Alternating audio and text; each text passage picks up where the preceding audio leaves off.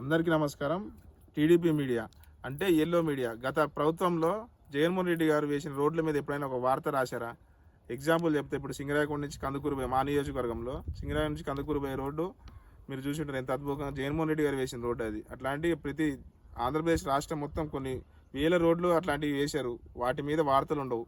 కేవలం ఏదైనా రోడ్లు పడిపోయి రోడ్లన్నీ కూడా గుంతలమైన అయిపోయి ప్రభుత్వం మీద వ్యతిరేకత వస్తుంది చూడండి, అప్పుడు ప్రజలందరూ కూడా ప్రభుత్వాన్ని తిడుతూ ఉంటారో ఆ వార్తలు తెలిసిన వెంటనే దాన్ని కప్పిపుచ్చడానికి ఇదంతా కాదు చంద్రబాబు గారు తప్పు అసలు చేయలేదు, గత ప్రభుత్వం నిర్లక్ష్యం వల్ల ఇదంతా జరుగుతూ ఉంది, చంద్రబాబు గారు అధికారంలోకి వచ్చిన తర్వాత పవన్ కళ్యాణ్ గారు అధికారంలోకి వచ్చిన తర్వాత వెంటనే రోడ్లకు సంబంధించి ఇన్ని వేల కోట్లు ఖర్చు పెట్టేశారు, కానీ వర్షం పడగానే ఆ రోడ్లన్నీ కూడా మళ్ళీ నాశనం అయిపోయాయి, వర్షం పడగానే రోడ్లన్నీ కూడా గుంతలు పడిపోయాయి.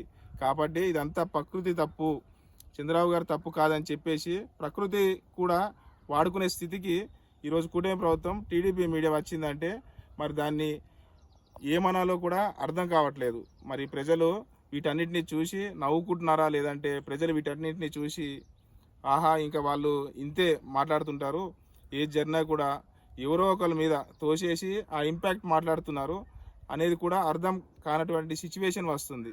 అయితే రోడ్ల దుస్థితి మాత్రం ఖచ్చితంగా అధ్వానమైన దయనీయమైన స్థితి ఉండే అనేది మాత్రం క్లియర్ కట్గా అర్థమవుతూ ఉంది.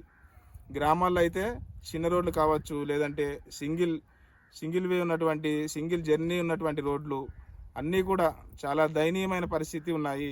కాలువలు కావచ్చు, లేదంటే కలవట్లు కావచ్చు, అవన్నీ కూడా దారుణమైన పరిస్థితిలో ఉన్నాయి. చిన్న చిన్న బ్రిడ్జులు ఎప్పుడు కూలిపోతాయి అనేటటువంటి దుస్థితికి ఈ ప్రభుత్వం తీసుకొచ్చింది. వాటన్నిటిని నిర్మించాల్సిందిగా మా వైఎస్ఆర్సీపీ పార్టీ తరఫున నేను కోరుకుంటున్నాను. ఇట్లా మీ పి కోడేశ్వరరావు, కందుకూరు నియోజకవర్గం.